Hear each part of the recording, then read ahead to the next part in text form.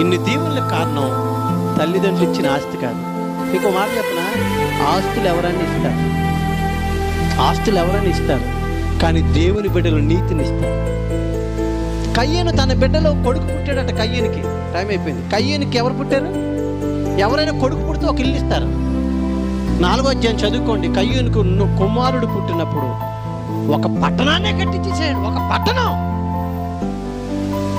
ఏనోషకు కొడుకు పుడితే ఏమి ఇవ్వడానికి లేక, నా దగ్గర ఏమి లేదని నీకు కొరకు ఏం చేస్తాను, ప్రార్థన చేస్తానండి. ఆ 4వ అధ్యాయం ఆఖరి వచనంలో ఏనోషకు చేతి పుట్టినప్పుడు ప్రార్థన చేయుట ఆరంభమాయ.